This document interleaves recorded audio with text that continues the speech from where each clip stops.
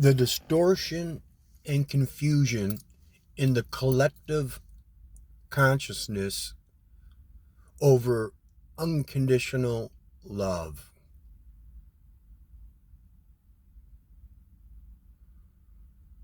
Many people think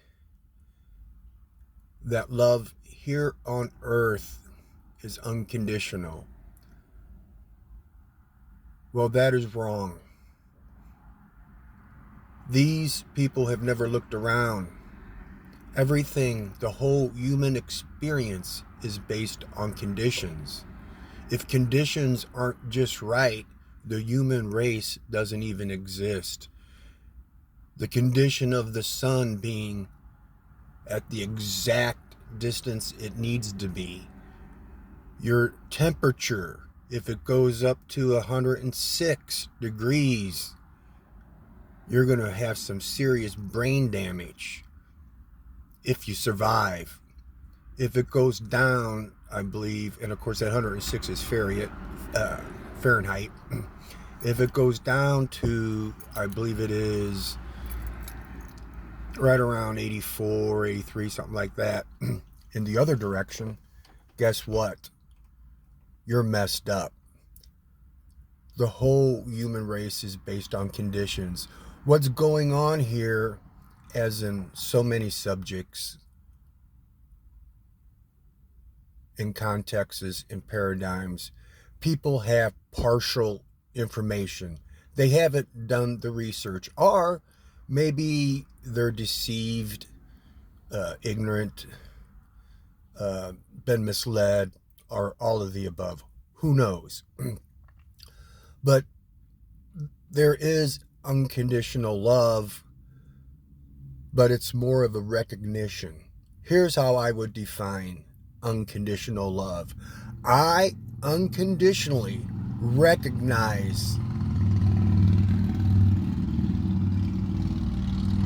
God's power in every human being.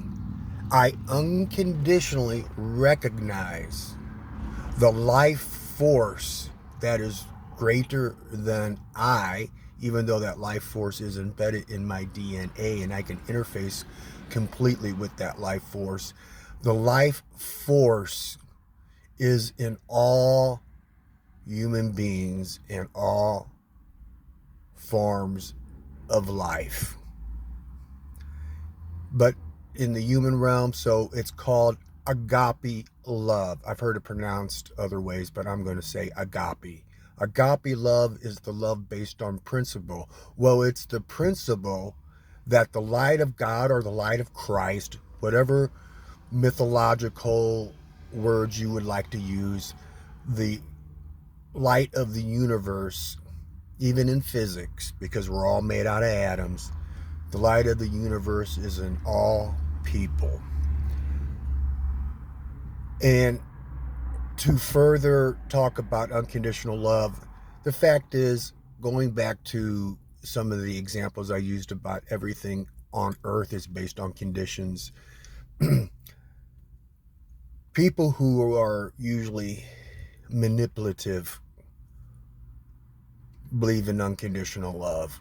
Whether they're conscious that they're manipulating or they're unconscious, it's still a form of manipulation because they want you to love them unconditionally, which really is another way of not having any boundaries. I talked about boundaries and boundarylessness in another video of mine about whether or not a person should integrate or renounce the ego. But that is my view. And of course, there are other types of love: eros, which is sexual love; philia, which is brotherly love; and I can't pronounce or think of the word for family love.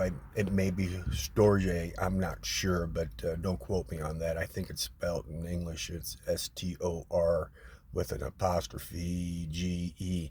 But anyway, I could be wrong on that, but there's at least 4 fundamental loves in Greek mythology, and that seems to hold pretty much true. And agape is the highest form of love because it is the love based on the principle but that the life force that created the universe is in every human being. That is the end of the story of unconditional love. And furthermore, people who profess unconditional love in a relationship or romantic relationship setting, usually they're lying to themselves, because those very people who are professing that have all kinds of conditions. Think about that for a second. The people who profess that have all kinds of conditions, and that's okay. That's all right. But they are not aware of the contradiction in their own thinking. Anyway, I just want to talk about that for a minute, and those are my thoughts. And end of transmission. Over and out. Bye.